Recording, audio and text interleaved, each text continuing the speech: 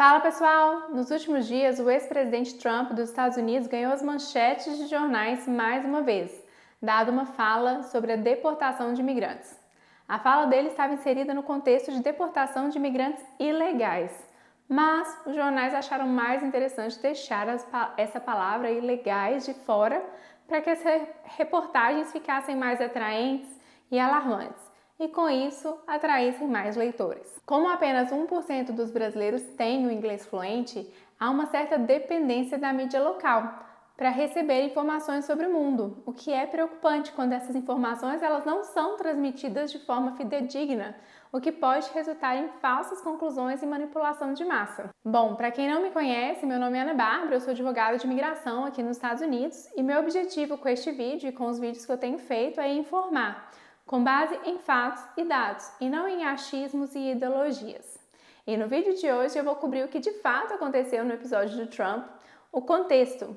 Quero trazer para vocês que estão aqui os números sobre a imigração ilegal nos Estados Unidos hoje, os efeitos da situação imigratória e como essa reportagem falada sobre o ex-presidente Trump é apenas uma pontinha de algo muito maior que está acontecendo aqui nos Estados Unidos. Vamos lá? Bom, pessoal, desde que o Biden assumiu o poder, foram aproximadamente 8 milhões e meio de ilegais cruzando na fronteira dos Estados Unidos.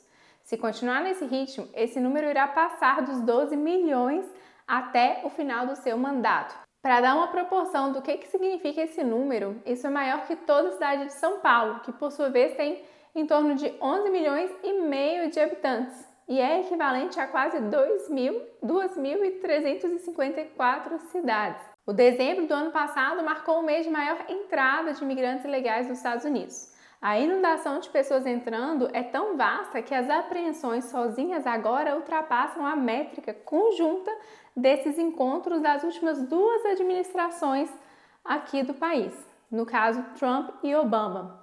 Para trazer os números, no mês de dezembro foram 242 mil apreensões na administração Biden versus 98 mil entre Trump e Obama.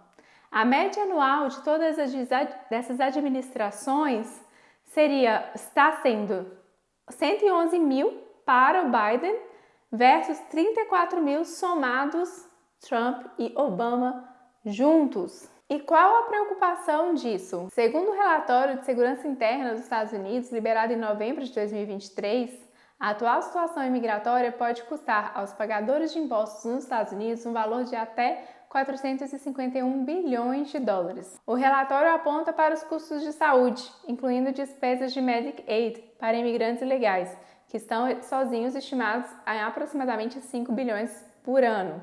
Além disso, tem os custos da crise do fentanil, custos da aplicação da lei e custos na educação das crianças migrantes.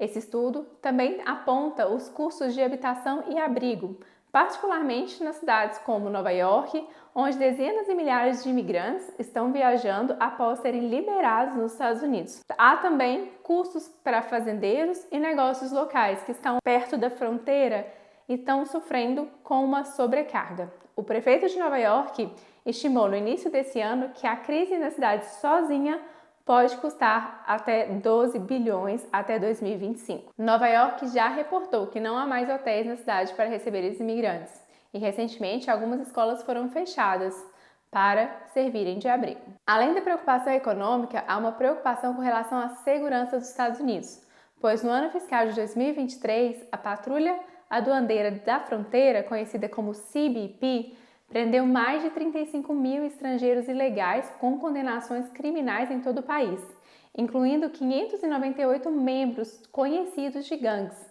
Além disso, 294 estrangeiros ilegais estavam na lista de observação terrorista e foram detidos desde 2021.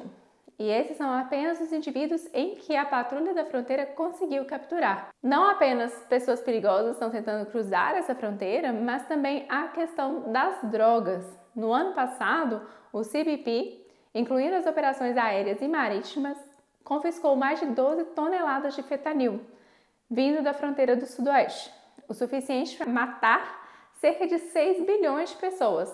Notavelmente, as autoridades federais estimam que só conseguem confiscar em torno de 5 a 10% deste contrabando que está vindo pela fronteira. E onde eu estou tirando esses dados? Compartilho aqui com vocês o relatório da Segurança Interna dos Estados Unidos. Na audiência anual da Comissão sobre Ameaças Mundiais, o diretor do FBI, Christopher Wray, confirmou a ameaça à segurança nacional representada pelo número crescente de fugitivos na fronteira sudoeste, especialmente porque inimigos dos Estados Unidos, incluindo a Hamas, Hezbollah, apoiados pelo Irã, que foram encorajados a espalhar a sua influência depois dos ataques do dia 7 de outubro em Israel. O Wray ele também aludiu que as consequências para a segurança nacional da crise estão transformando cada estado como se fosse uma fronteira em si. Tendo isso em vista, a pergunta é: por que isso está sendo permitido? Aí entramos aqui nas teorias. Vamos começar com a mais forte delas, a relação disso tudo com as eleições presidenciais. O que sabemos sobre as eleições presidenciais dos Estados Unidos? As eleições nos Estados Unidos ocorrem de acordo com o número de votos eleitorais. Cada estado possui um certo número de votos eleitorais, que é igual à soma do número dos seus senadores e deputados na Câmara dos Representantes, o que varia de acordo com a população do estado. No total, existem 538 votos eleitorais distribuídos entre os 50 estados e o Distrito de Colômbia. Para essa conta populacional, que irá determinar o peso de cada estado nas eleições, é indiferente se as pessoas estão legais ou não nos Estados Unidos. Todos contam, o que causa que estados mais populosos tenham maior peso nas eleições. Então, vocês estão entendendo o que está acontecendo? E como funciona então? Os cidadãos americanos que votam para presidente, eles votam de maneira indireta. Em vez de votar diretamente no candidato, eles votam nos colégios eleitorais dos seus estados. A maioria dos estados adota o sistema o vencedor leva tudo, o winner takes all, o que significa que o candidato que recebe a maioria dos votos populares ganha todos os votos eleitorais daquele estado. E para vencer a eleição presidencial, um candidato deve ter a maior parte desses votos eleitorais, ou seja, pelo menos 270. E qual que é o problema potencial?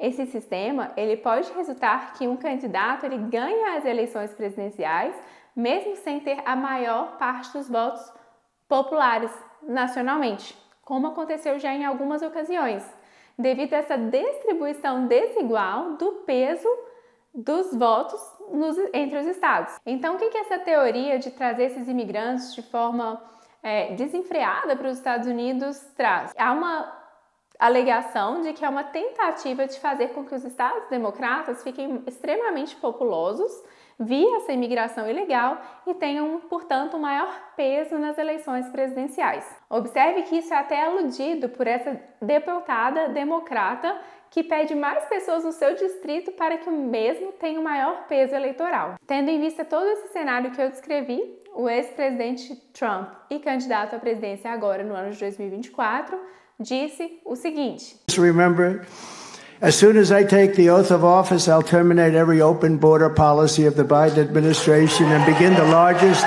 deportation operation in American history. Ou seja, observe que ele está se referindo exclusivamente à imigração ilegal. Então não é que vai haver uma deportação em massas de imigrantes como um todo, até porque os Estados Unidos ele é feito por imigrantes, mas há sim essa preocupação com a imigração ilegal como um todo. Em um próximo vídeo, irei cobrir em detalhes as políticas imigratórias democratas e republicanas para que vocês possam comparar e tirar suas próprias conclusões. Ressalto aqui que meu papel é meramente informativo e eu espero que esse vídeo tenha sido útil. Se você gostou, curte, compartilhe e se ficou alguma dúvida ou sugestão, deixe aqui nos comentários. Até a próxima e muito obrigada por estar aqui comigo.